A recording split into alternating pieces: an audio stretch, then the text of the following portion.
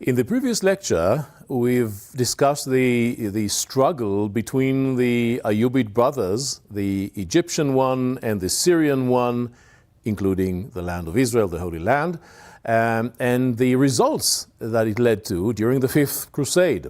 In the 2020s, the events continue to evolve. The struggle between the Ayyubid brothers intensifies, and it leads to even more peculiar results. In 1228, we hear about a sixth crusade coming to the Holy Land. But this crusade was truly unique and outstanding because for the first time, the initiative to this crusade did not come from Europe. It was actually a crusade invited by the Muslims. It sounds extraordinary, but that is indeed the situation. What happened was that the Ayyubid brother who controlled Egypt, Al-Malik al-Kamil, decides that as his power is limited, he cannot defeat his brother, he may perhaps use the power of the Crusaders, of the Europeans, invite them to the Holy Land, give them something in return, and gain their help to destroy his brother. Again, we see the complexity of the situation in medieval times. Unlike our naive, intuitive concept of the medieval world as being a large battlefield between Christians on one hand and Muslims on the other hand, now we see again that Muslims are willing to cooperate with Christians against fellow Muslims as long as it suits their agenda. And indeed, what happened was that Al-Kamil, the Sultan or the king of the Egyptians, sends his delegates to Frederick II of Germany and Sicily. He resided in Sicily, and asked for his help in the battle in the Middle East. And Frederick is willing to share his power as long as he gets what he wants. And in return, he wants to get the land of Israel and Jerusalem.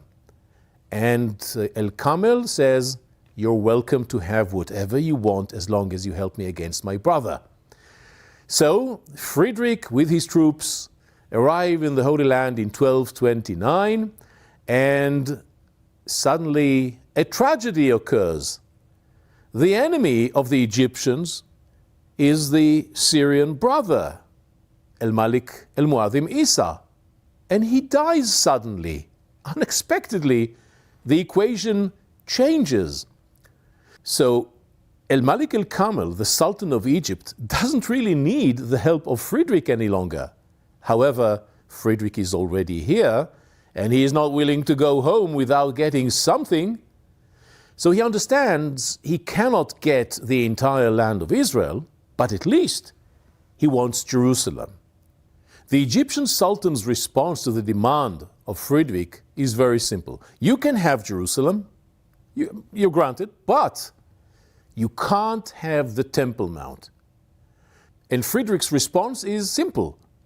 No problem. As long as I get Jerusalem, including the Holy Sepulchre Church, I can go home and tell my people that I freed Jerusalem from the Muslims. You can keep the Temple Mount and you tell your people that Jerusalem is yours, because for you, the Muslims, the Temple Mount, the mosques on the Temple Mount are the important thing.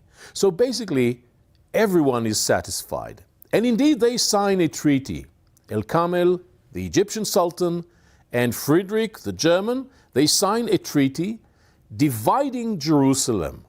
And now the Crusaders are back in Jerusalem. They've just received it in a treaty without the need to shoot an arrow or fight over the city. Quite amazing. Meanwhile, the schism between the Ayyubid kingdoms, the north and the south, Syria and Egypt, deepens. A new crusade begins, coming from Europe to take advantage of the situation. It is led by nobles from France and England. It is known as the Barons' Crusade. It's not led by a king, but by the nobles. When the Crusaders get to the land of Israel, they sign another treaty, an improved treaty with the Egyptians, getting in an agreement the region of Galilee. So now the kingdom of the Crusaders in the Holy Land is almost as big as the first kingdom. When the Crusaders get the Galilee, they also build a new citadel there, a new fortress, which, as I mentioned earlier, is the biggest in the Crusader kingdom, and this is the fortress of Tzfat, Safed. But by 1244, the Crusaders go a little bit beyond the line. The idea was that until now, the Crusaders cooperated with the Egyptians, and they got more and more parts of the Holy Land. So they start thinking, what will happen if we now turn our eyes to the north, to the Syrians, and negotiate with them? We can probably get more from the Syrians now against the Egyptians. This is simply called a betrayal. But this is also real-life politics. That's how things work.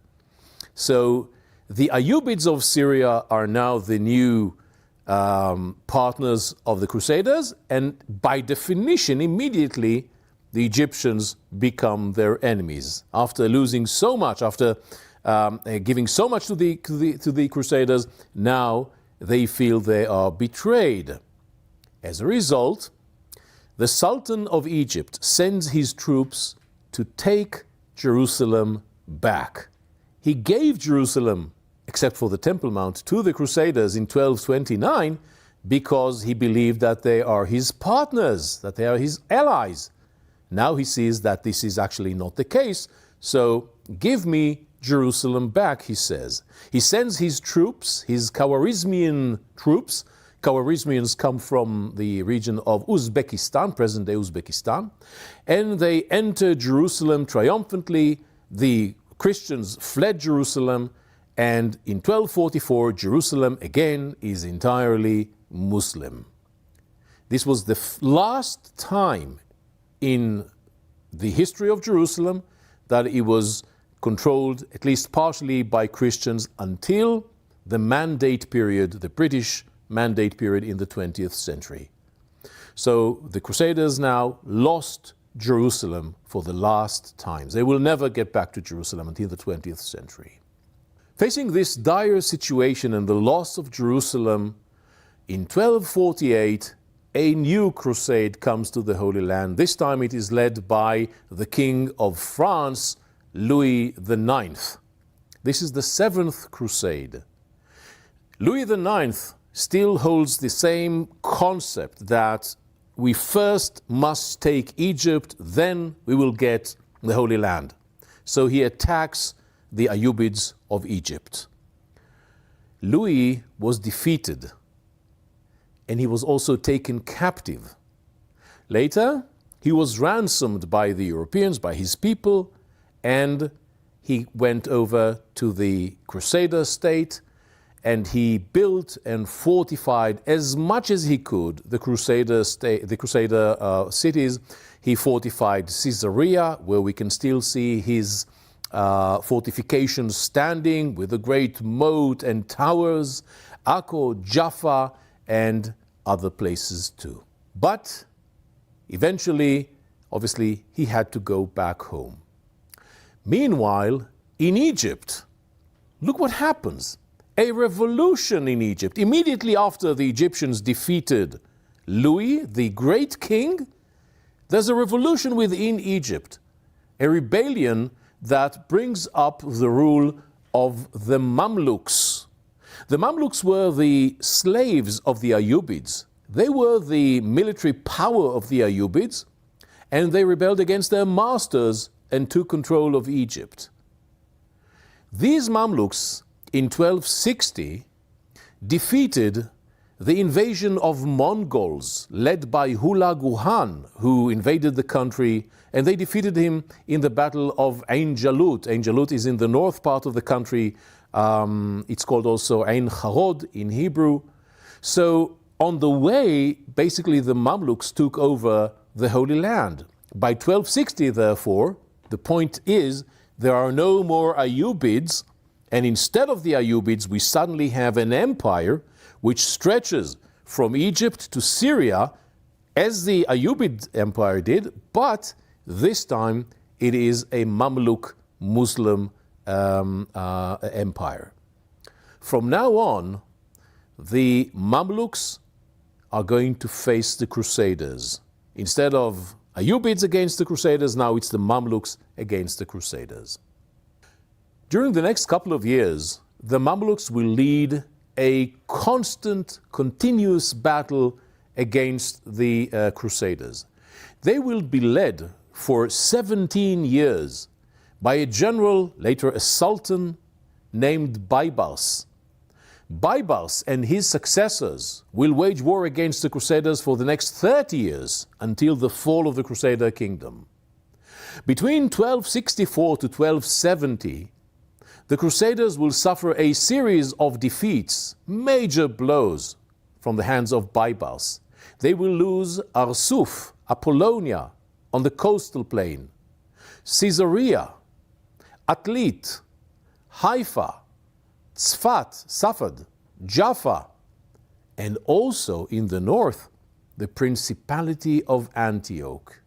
The Principality of Antioch, which was established during the First Crusade, on the way to the Holy Land, is now also gone. It seems that everything is lost, but there's another attempt to save the situation. In 1270, an Eighth Crusade organizes in France. It is led again by Louis IX. This time, Louis decides he is going to march to Egypt via Tunisia. But on the way, he died. He never made it, and the Eighth Crusade basically dissolved along the way. As it happened, the fact that Louis led 2 crusades, that was quite exceptional. Most kings never led even one crusade. So he led 2 crusades. He managed to die during one of them, and he was a pious Christian believer. That led to his sanctification. He became a saint after his death, and he's now known as Saint Louis. Interestingly enough, in Jerusalem, not far from the walls of the old city, today stands a 19th century French hospital, and it is named after Saint Louis, the King of France. In 1271, the last attempt was made to save the Crusader kingdom. It is the 9th Crusade. It was led by Prince Edward of England. He attempted to join forces with the Ayyubids of Syria, the remains of the Ayyubids in Syria, against the Mamluk rulers, but his attempt failed, and eventually he left the region without achieving anything, even though he himself later became the King of England. The Crusaders are now left on their own. The Mamluks, realizing that, increased pressure on the Crusader kingdom and devastated it. On May 1291, Akko, the capital of the Crusader kingdom, was taken by the Mamluks. It was the end of the Second Crusader kingdom. But actually, Akko was not really the last Crusader post to remain. It was another place, the fortress of Atlit. Atlit fortress was occupied by Crusader knights, and for a couple of months after the fall of Akko, they still believed that someone will come to the rescue. But nothing happened. And eventually, even they realized that they have to leave. And on August 1291, during the night, in total silence, nobody noticed that, the last Crusaders left on ships and boats the Holy Land. Remember how the Crusader period began? It began with the screaming of the dead, of the victims, in the massacre in Jerusalem. And look how it ends, with silence. A story that lasted for 200 years, a story that changed the political reality in the Middle East, reached its final end.